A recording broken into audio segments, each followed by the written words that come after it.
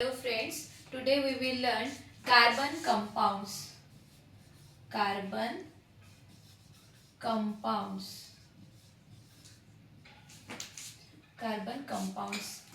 Carbon is a most important element after oxygen and hydrogen for existence of life. This is periodic table. In this periodic table, carbon is situated in a 16 group of element and second period. This carbon having a symbol 6 and atomic number is 6. This is carbon, and electronic configuration of carbon is 1s2, 2s2 and 2p2. This is outermost orbital of carbon, and in this outermost orbital of carbon, here the 4 electrons is present.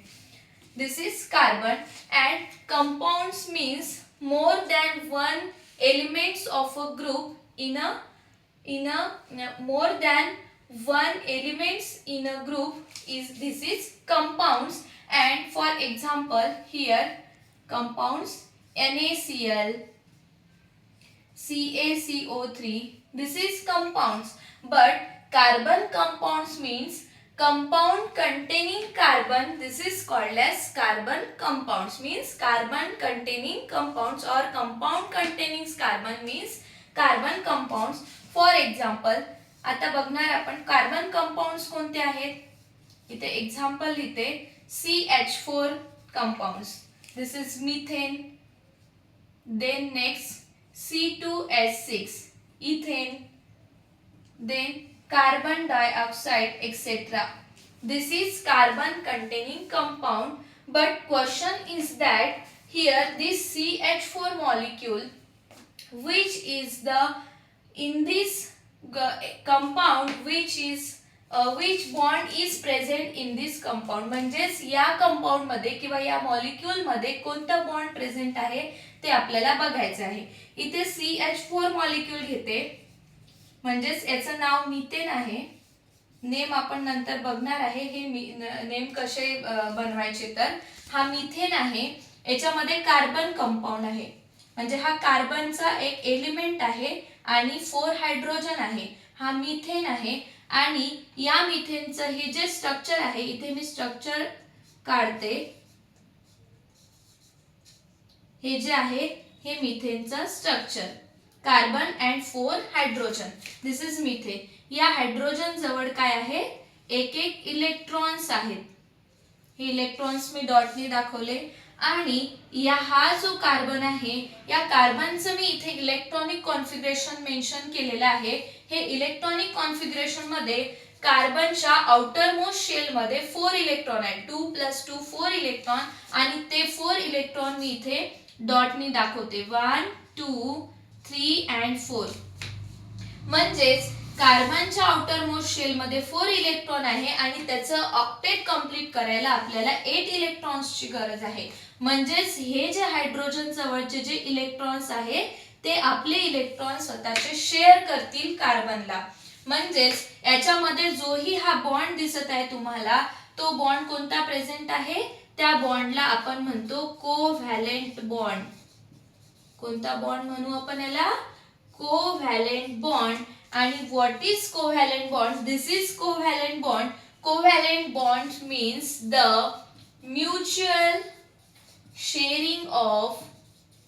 mutual sharing of electrons means the covalent bond, and this covalent bond present in a carbon compound. जेही तुमचे carbon compounds तुम्हाला दिसतील त्या carbon compounds मध्ये, म्हणजे जेव्हा आपण structure draw करू त्या स्ट्रक्चर मध्ये आपल्याला लक्षात येईल की हा जो बॉन्ड प्रेझेंट आहे, हे एक्झाम मध्ये विचारला जाते. हा जो बॉन्ड प्रेझेंट आहे तो त्या बॉन्डचं नाव आहे covalent bond.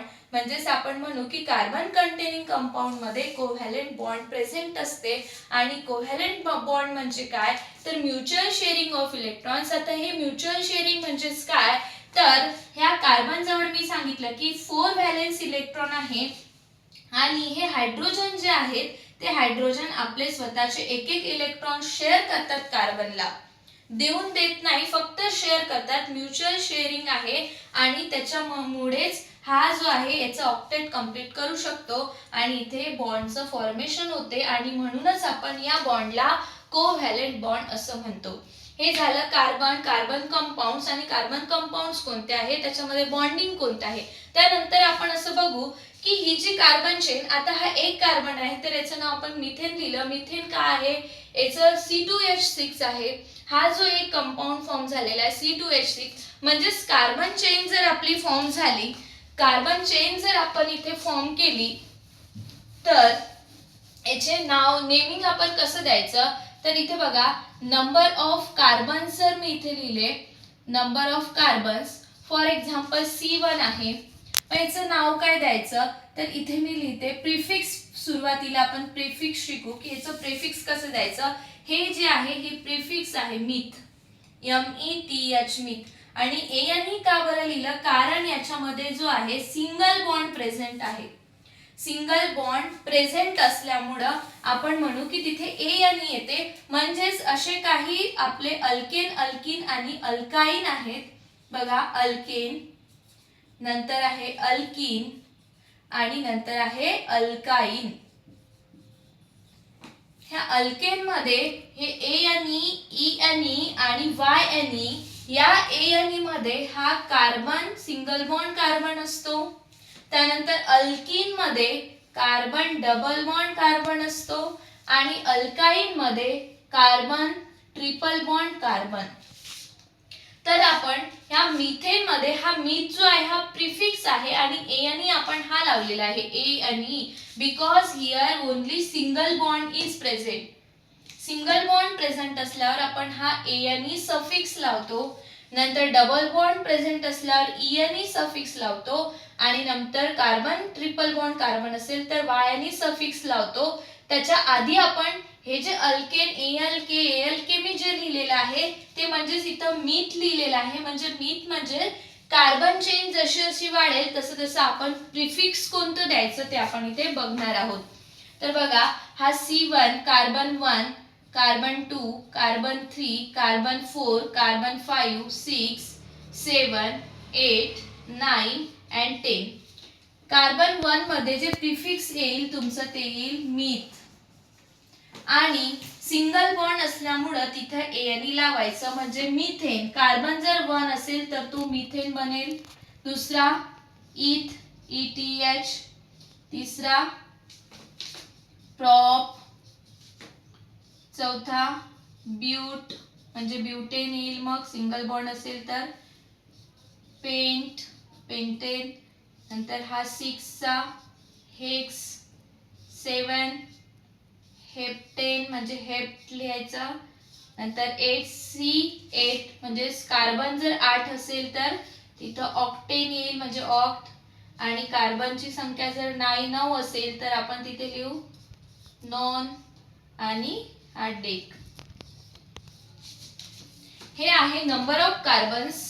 Number of carbons जर 10 पर्यंत असतील तर आपण जास्तीत जास्त आपल्याला हे इथपर्यंत जास्त कामी येईल. 5 पर्यंत हे पण येतील पण एवढे नाही, हे जास्त येतील. तर याच्यामध्ये हे जे प्रिफिक्स आहे हे प्रिफिक्स आहे हे आपल्याला बेसिक केमिस्ट्री मध्ये शिकायला मिळते. Meth, eth, prop, but, pent, hex आणि हेप्ट. त्याच्यामध्ये जर सिंगल बॉन्ड प्रेझेंट असेल तर आपण ANE लावायचं. म्हणजेच आता बघा हा सिंगल बॉन्ड फक्त इथे कार्बन किती आहे 1 आहे आणि हायड्रोजन किती आहे 4 आहे. मग हा हायड्रोजन मी 4 लिहिला, इथे सिंगल बॉन्ड प्रेझेंट असल्यामुळं हा ANE मी इथे सफिक्स लावलेला आहे आणि त्याचा प्रिफिक्स जो आहे इथे मी लिहिते हा प्रिफिक्स आहे आणि ANE काय आहे याचा सफिक्स आहे.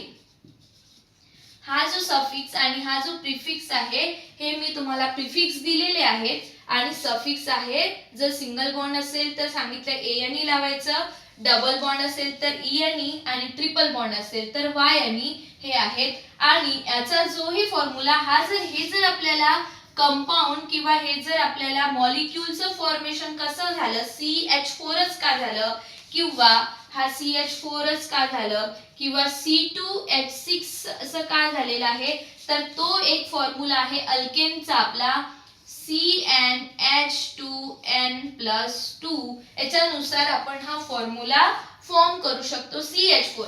फॉर एक्झाम्पल कार्बन जर 1 आहे, n इक्वल टू जर 1 असेल तर मी इथे 1 लिहेल. हायड्रोजन 2 × 1 + 2 म्हणजेच कार्बन झाला 1 आणि हा झाला 4 H4 असं कंपाऊंडचं फॉर्मेशन होईल.